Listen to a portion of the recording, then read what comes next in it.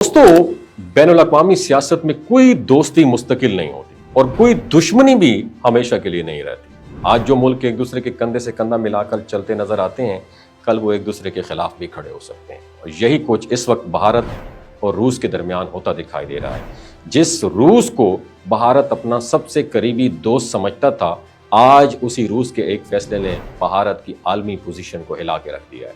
Tajikistan में मौजूद भारत की वाहिद और सबसे अहम फिजाई अड्डा आईनी एयरबेस, जिसे भारत फख्र की अलामत समझता था, अब तारीख बन चुकी है। ये वो एयरबेस था जिस पर भारत ने अरबों रुपए खर्च करके इसे जदीद सहूलतों से आरास्ता किया था और यहां से भारतीय एयरबेस एयरफोर्स अफगानिस्तान, वस्ती एशिया और चीन के करीब अपनी स्ट्रेटेजिक कार्रवाइयां आसानी से अंजाम दे सकती थी। लेकिन अब खबर यह है कि ताजिकिस्तान ने रूस के दबाव पर भारत से ये एयरबेस खाली करवा ली है। रूस, जो तवील अरसे से भारत का दिफाई पार्टनर रहा है, अब आहिस्ता आहिस्ता अपनी पॉलिसी चीन और पाकिस्तान की तरफ झुकता हुआ देखा जा रहा है। और तजियाकारों के मुताबिक रूस को अब जनूबी एशिया में एक मुतवाज़िन रोल प्ले करने की भी जरूरत है। और यही वजह है कि वो भारत को वाहिद तरजीह देने की बजाय दीगर इलाकाई ममालिक से भी कुर्बत बढ़ा रहा है।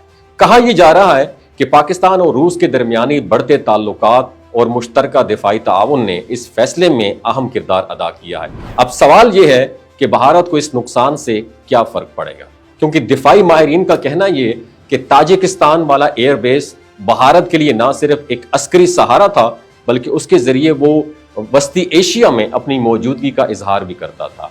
इस बेस के खत्म होने से भारत के अफगानिस्तान, चाइना और पाकिस्तान के गिर्द स्ट्रेटेजिक गहराई महदूद हो गई है और भारत के पास अब वो मुकाम नहीं रहा जहां से वो आसानी से फिजाई निगरानी या फौरी कार्रवाइयां कर सके। दिलचस्प बात यह है कि ये एयरबेस 2001 में के दौर के बाद भारत के हाथ आई थी और उस वक्त भारत ने उसे अपने असर और रसूख बढ़ाने के लिए इस्तेमाल किया। मगर अब 2 दहाइयों बाद हालात बदल गए हैं।